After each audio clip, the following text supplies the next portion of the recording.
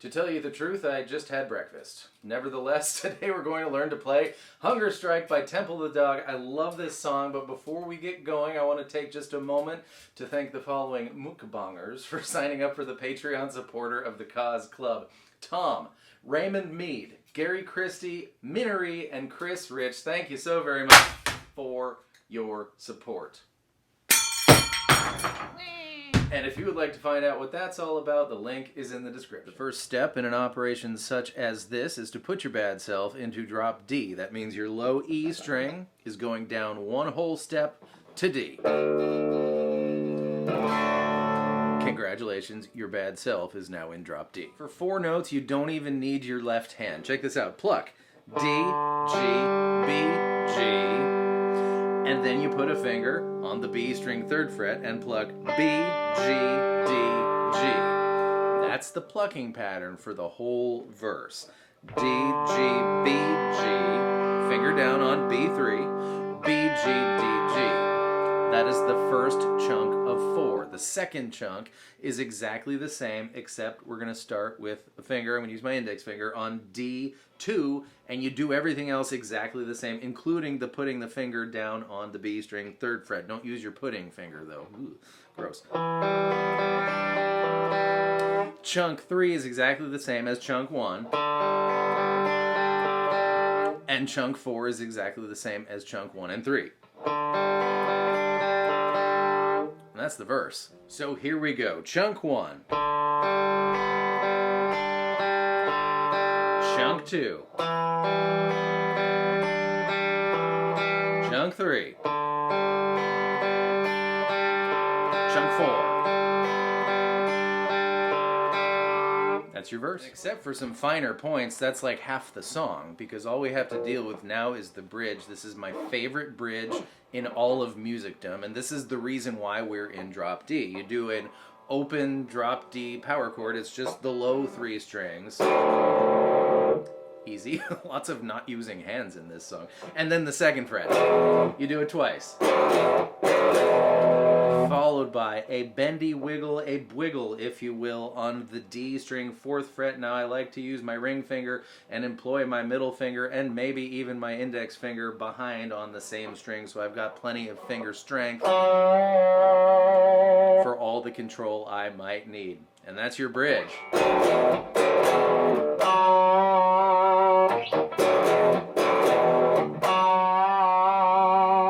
I could do that all day. All right, finer points. There is a second guitar that chimes in verse 2, the verse where Eddie Vedder appears, right? And he does it all exactly the same as guitar number 1, except for chunk number 4 is just this. B string, 3 to 5 slide, back to 3, O, 3, O.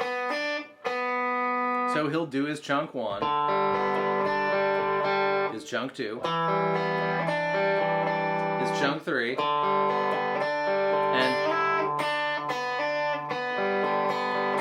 I didn't quite hit the right string, but you have enough time, you have a half a beat after you to get back into chunk 1. So that's finer point number 1. Finer point number 2, sometimes that guitar, that second guitar in chunk 1, I'm glad we defined these chunks. In chunk 2, we're in the same mental place. In chunk 1, rather than go, he goes. So if you start with your ring finger on the D4, you pluck it and slide up to 5, and then you proceed as normal. Notice I don't need that ring finger anymore. Just proceed as normal.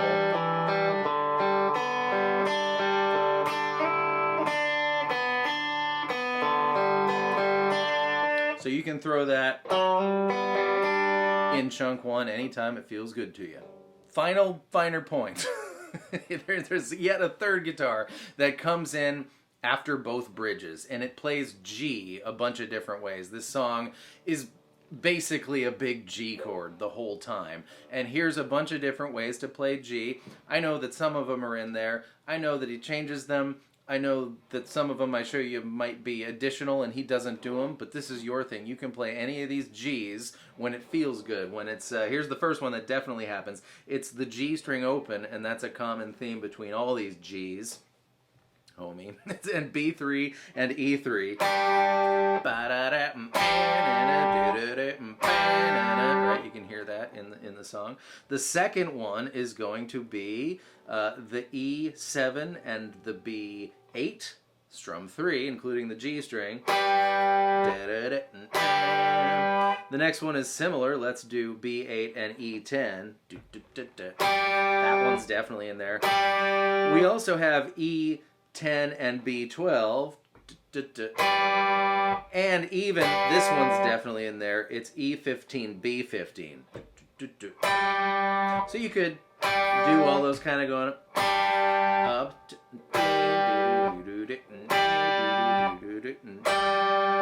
If you want to increase the altitude, so to speak, as you go. I do declare that must be the most exhaustive tutorial for Hunger Strike ever conceived of by mankind. Thanks so much for being here today on today's Mega Whoa Baby bonus lesson, which is one of the things that my Patreon members get on an every video basis. We are going to discuss tone considerations, why this cat is bugging me right now, and why, from a music theory perspective, that bridge is my favorite bridge in all of musicdom. Thanks for being here. I'll hope to see you there, and I'll see you next time with more stuff. Goodbye.